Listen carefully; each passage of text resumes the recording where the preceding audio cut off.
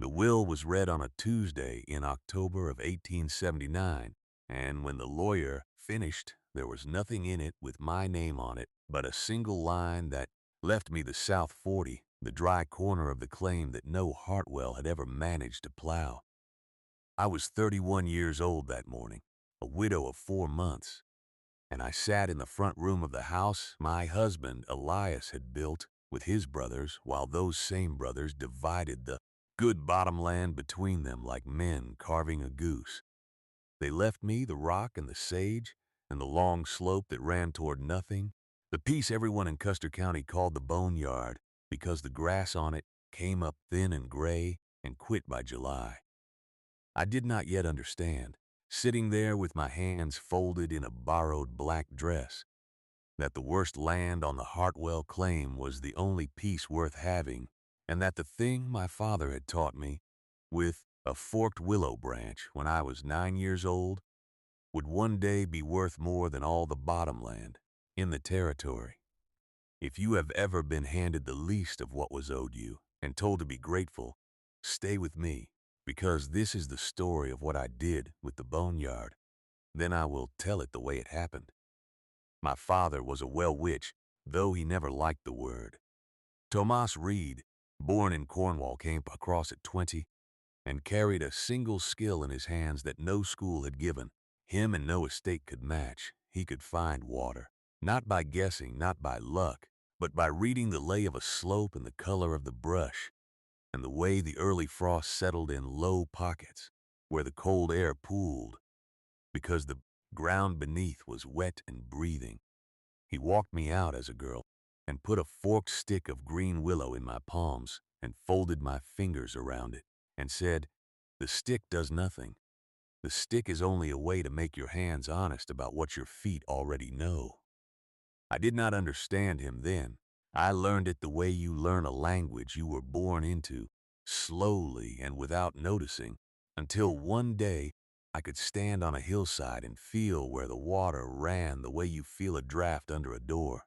He took me to a dozen slopes before I was 12 and made me say where the water was before he would tell me whether I had it right. And the first time I was right, his whole face changed and he did not say a word, only nodded once and walked on. And I followed him the rest of that day, with my chest full of something I had no name for.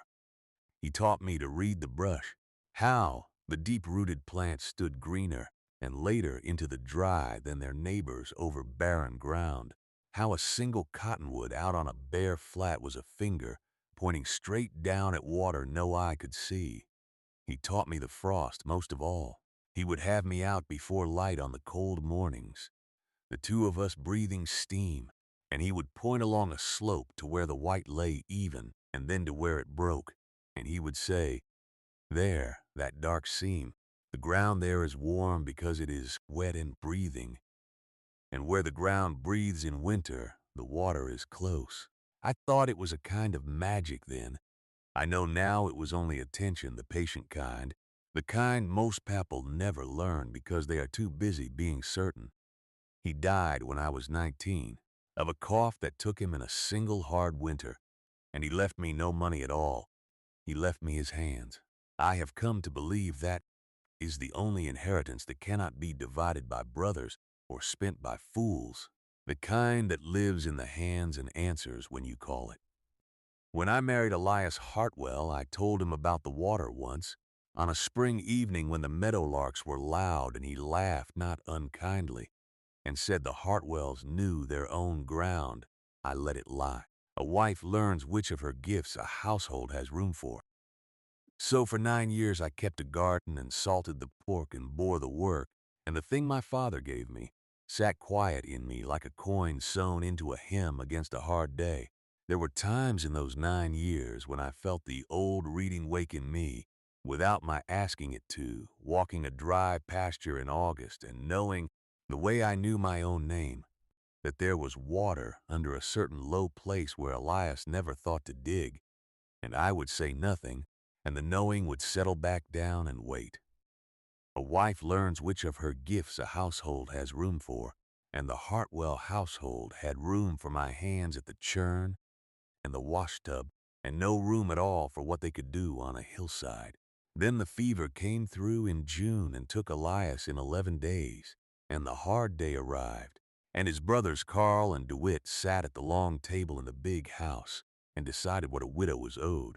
Uh, Carl was the elder, broad and slow and certain, with a way of working a toothpick at the corner of his mouth while he told you what was so. He did most of the deciding. He spread the plat of the claim on the table and ran a thick finger down the creek and divided the bottom land into two clean halves, his and DeWitt's. The way a man cuts a pie he has already decided is his. DeWitt nodded along and looked at the floor and did not meet my eye once the whole afternoon. There was one voice that spoke for me that day. My husband's sister Hannah stood in the kitchen doorway with a dish towel in her hands and said it was not right. A woman should not be left the boneyard, and Carl did not even look up from the plat.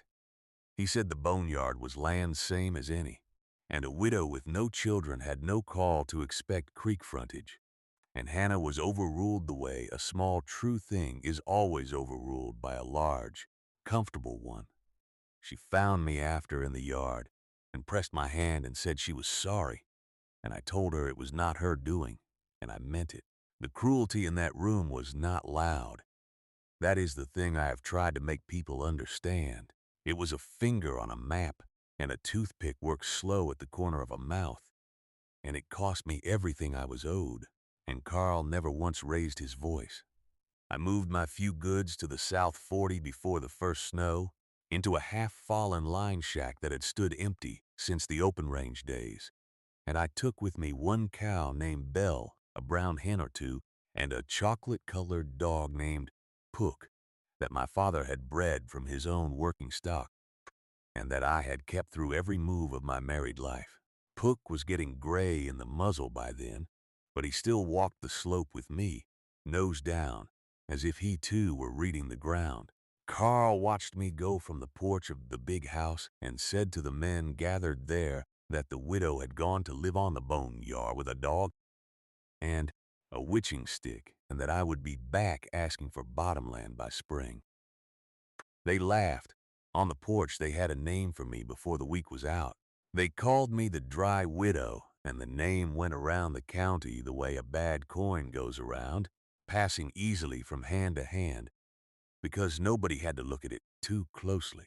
I heard it at the feed store, and I heard it at church, and I did not argue with it. A name is only a wager other people have made about you. I meant to settle the wager my own way. The slope ran south and west off a low broken ridge of caprock, and below the caprock the land fell away in a long apron of gravel and sage that the Hartwells had tried twice to plow and twice abandoned. They saw failed cropland. I walked it the first clear morning with the willow in my hand and Puck at my heel, and I felt what my father would have felt, that the whole slope was the lid of something. The frost told it first.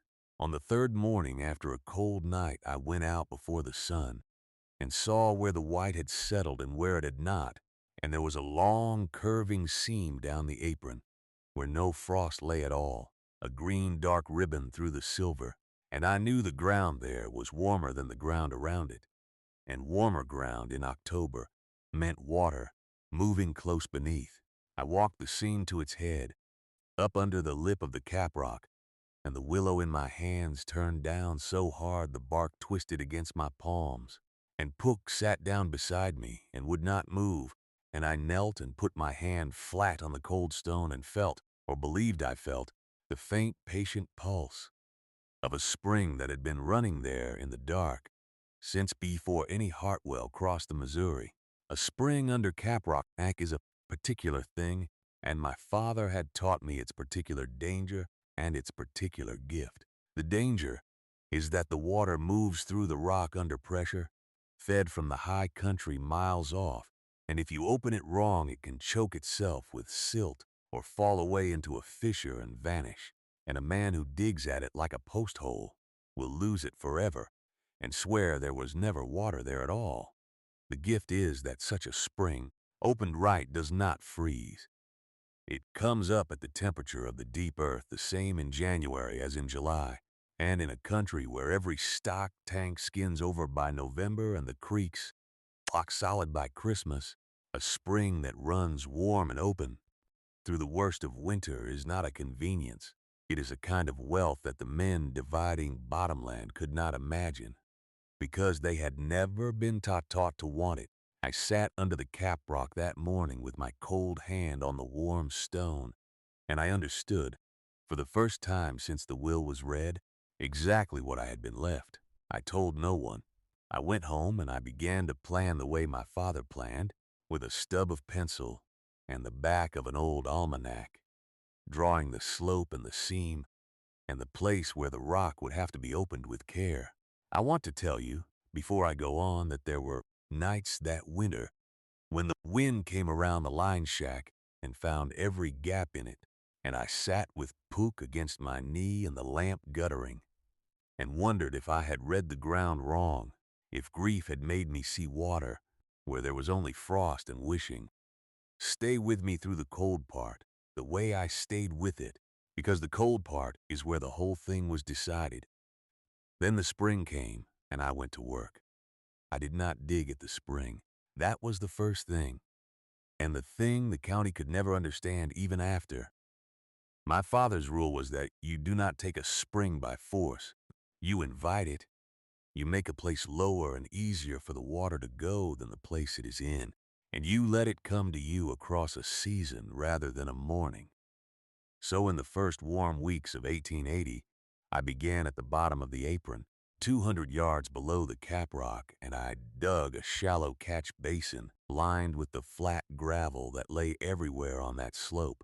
And from the basin I ran a trench upslope toward the seam, not straight but curved to follow the warm ribbon the frost had shown me.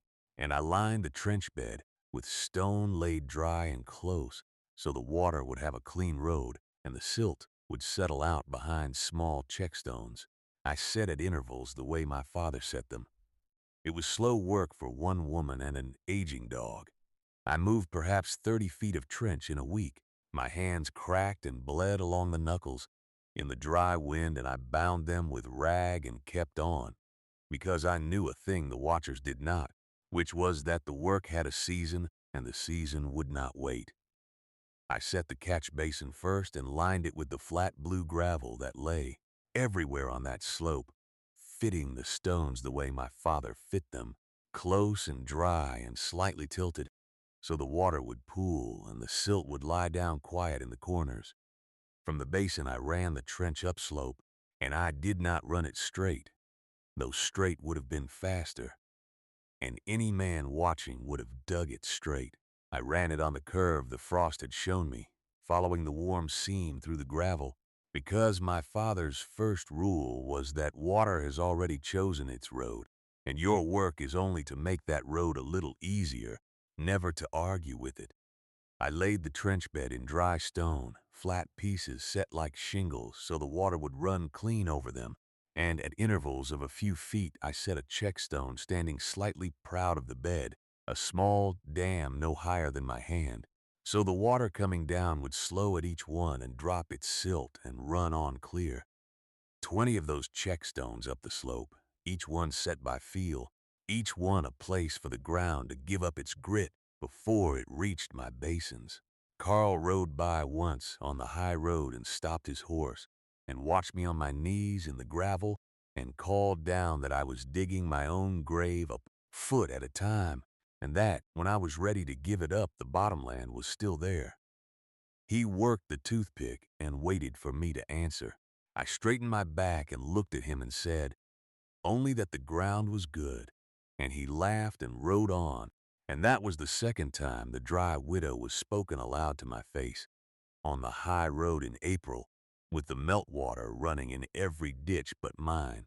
By midsummer I had brought the trench within 40 feet of the caprock lip, and the seam under it had begun to weep. Not a flow yet, only a darkening of the stone in the trench bed. Each morning, a damp that had not been there the day before, the water testing the road I had built for it. I knew then that I had read it true. And I knew also that the last 40 feet were the dangerous feet, the place where a single hard cut in the wrong spot could split the seam and send the spring sideways into the gravel where I would never get it back. So I slowed down. I worked those last feet with a hand trowel and a wooden mallet and a row of oak wedges my father had left in his tin box, splitting the soft cap rock along its own seams the way he had taught me, never against the grain of the stone, letting the rock decide where it wanted to open. A homesteader named Pruitt, who had a quarter section to the east and a fair mind, rode over one evening and watched me tap a wedge and asked what in the world I thought I was building. I told him I was building a spring.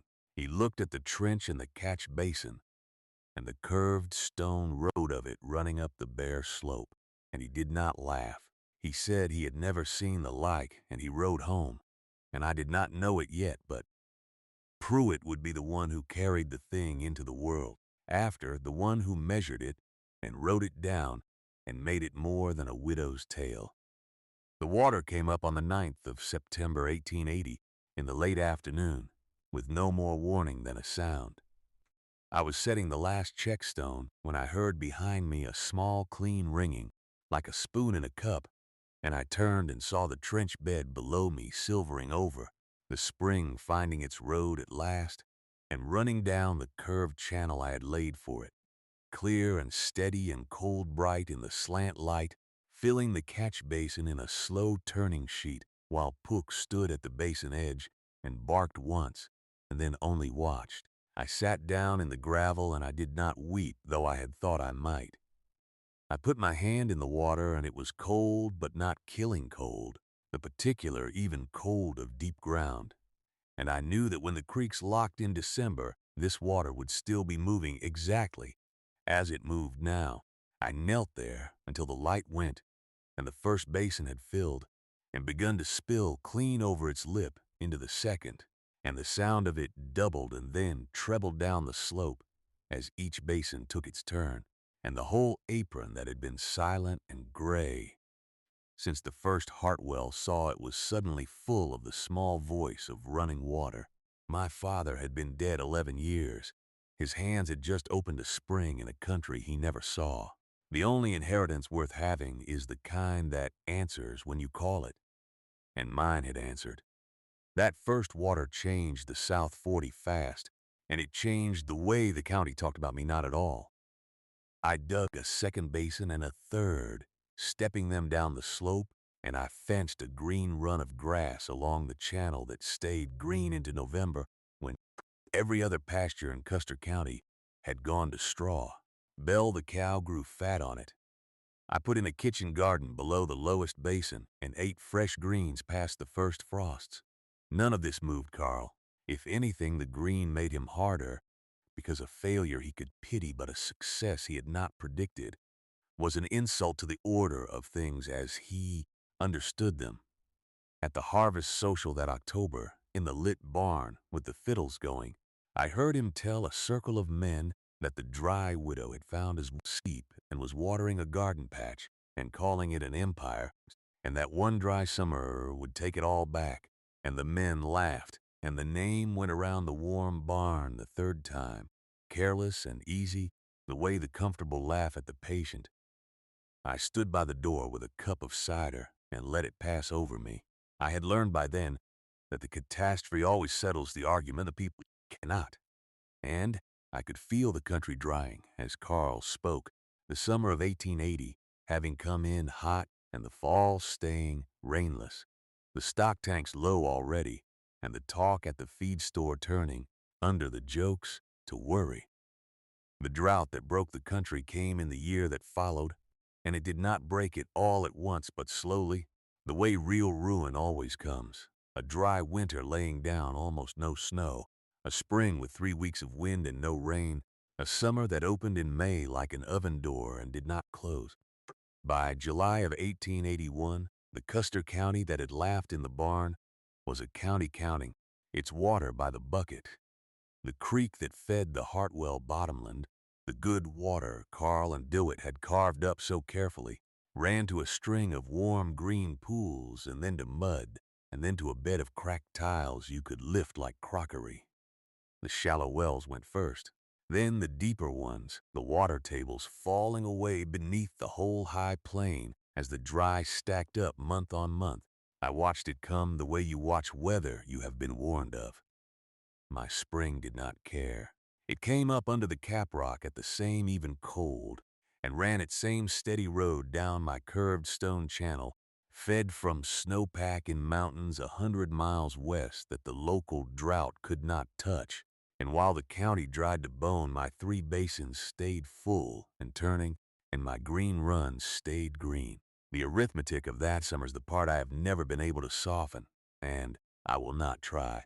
By August, the Hartwell bottomland, that had been divided like a goose, was carrying stock it could not water. Carl had 90 head and a creek bed of dried tile. He hauled water in a wagon barrel from a neighbor's well for a while, 2 hours each way, and lost the team's strength doing it, and gave it up. DeWitt had 60 head and a single failing well that gave a half bucket an hour, and then quit. By noon, and he stood over that well in the heat, working the windlass for water that would not come, and his cattle bawled at the dry tank day and night until a man 2 miles off said he could hear them in his sleep.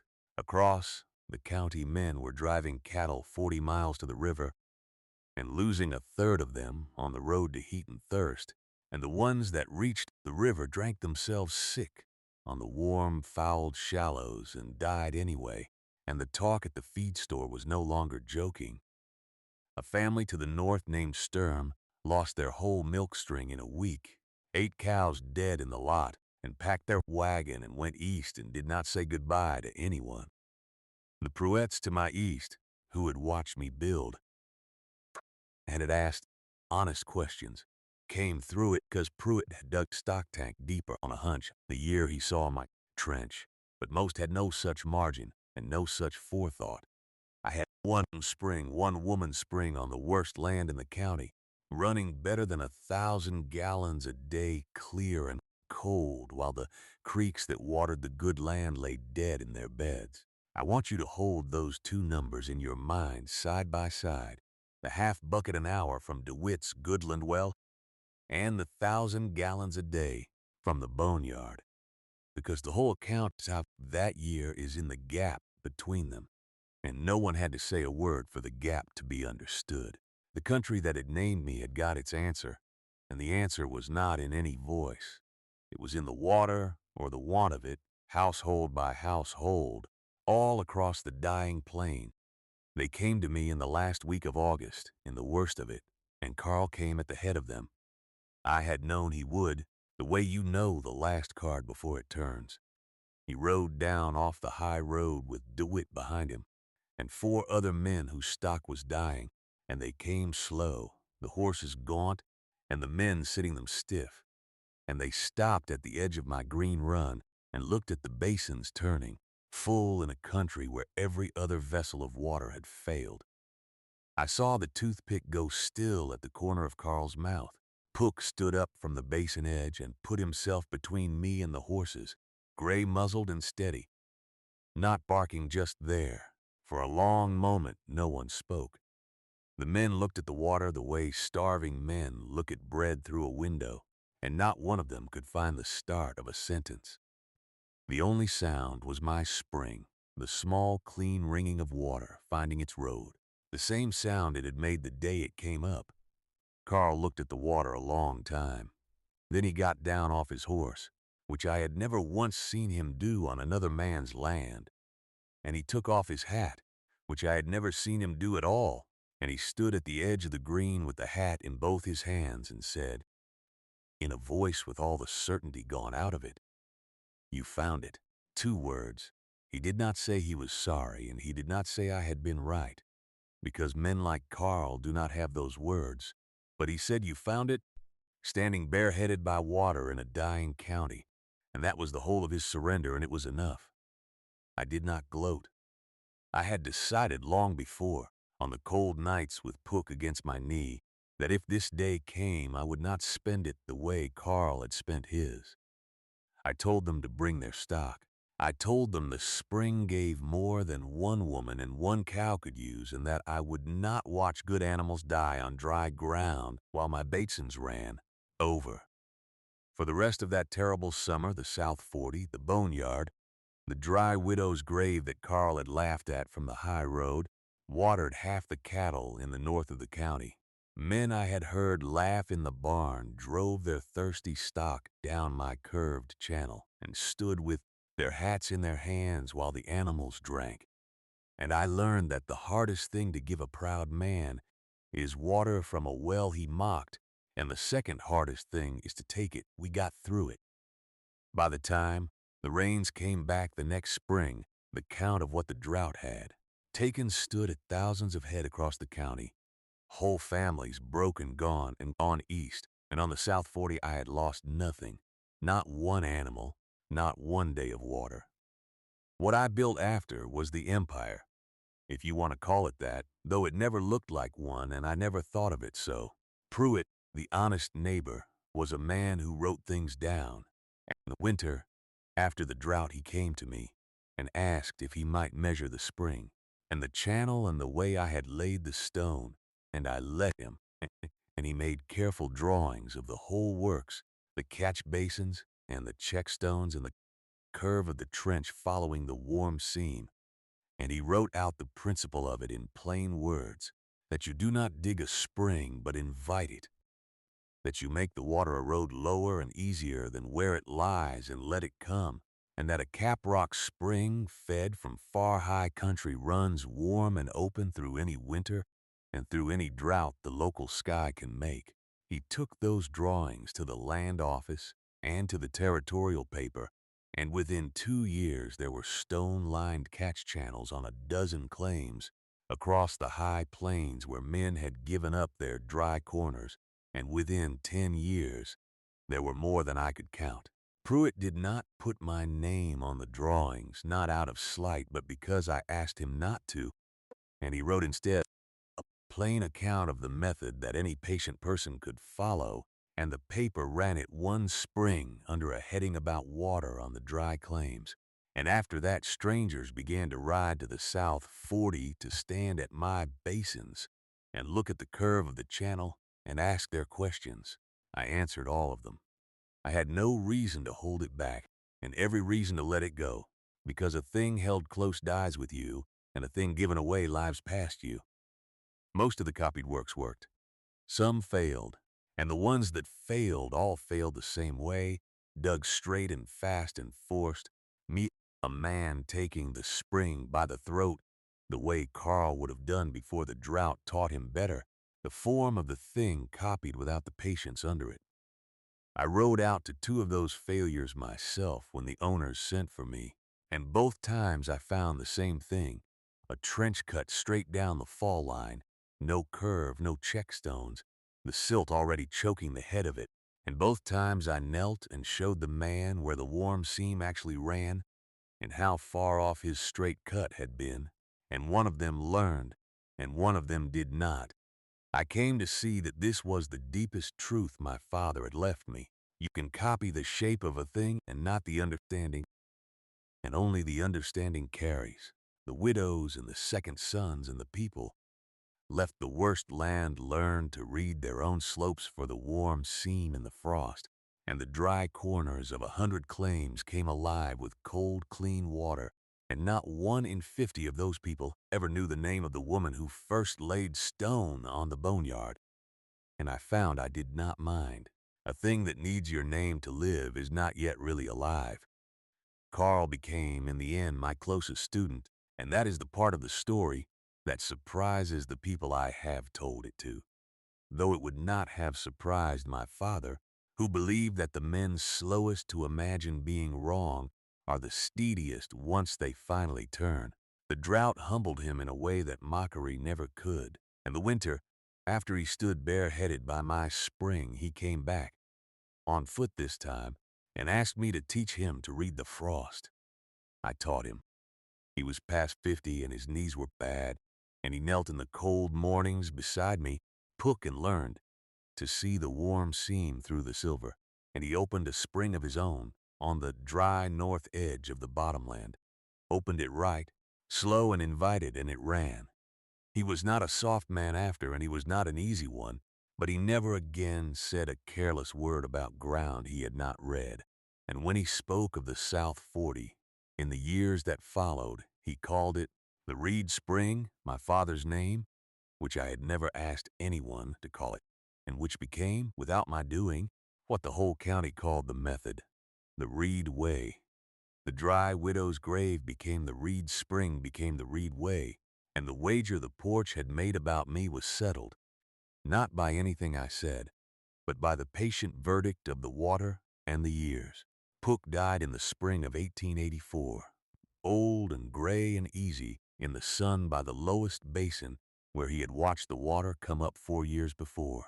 I buried him on the green run he had walked with me every morning, in ground that stayed soft and unfrozen all winter because the spring ran warm beneath it, and I think of that often, that my father's dog lies in ground his hands kept from freezing across 100 years. I lived a long life on the boneyard. I married no one again, and I wanted no one, and I taught any soul who came to me wanting to read the frost, women mostly, cast-off and cornered women who had been left the least of what they were owed, and I told each of them what my father told me, that the stick does nothing. That the stick is only a way to make your hands honest about what your feet already know. Some of them have springs of their own now, far out across the plains in places I will never see. The water I opened runs still. The mountains that feed it have not stopped feeding it, and the caprock has not stopped breathing, and the cold, clean seam comes up under the high road, exactly as it came up the day my father's hands found it through mine. I am an old woman now, and I have outlived nearly everyone in this account, Carl and DeWitt and Hannah and Pruitt, who measured the works, and the line shack is long gone, and a good house stands where it stood, and the apron of gravel that 2 generations of Hartwells called the bone. Yard is a long green run of pasture that you can see from the high road, a single curving ribbon of green laid down through the gray plain, like a thing drawn on purpose, which it was. Travelers stop on the ridge sometimes and look down at it and ask whose green that is in the dry country, and someone tells them it is the Reed Spring, and that a woman opened it long ago on land that was left her because no one else wanted it. They do not always believe it. It does not matter whether they believe it. The water does not require their belief any more than it required Carl's, and it runs the same in January as in July, warm out of the deep dark, finding the road that patient hands laid for it, and it will run that way long after the last person who knew my name has joined my father and my dog in the soft, unfreezing ground. I have sat by the lowest basin in the last light of 1,000 evenings and watched the green follow the water down, and every time I have felt my father's hands close over mine on the willow, all those years gone, telling me the stick does nothing, that the reading was always in me and only wanted calling out. Down it comes off the caprock in the slant of an evening, cold and clear and ringing like a spoon in a cup, and the green follows it the whole way down. That is the empire. That is the whole of what he left me and what I made of it, and what I leave to anyone with the patience to kneel in the cold and read the warm seam in the frost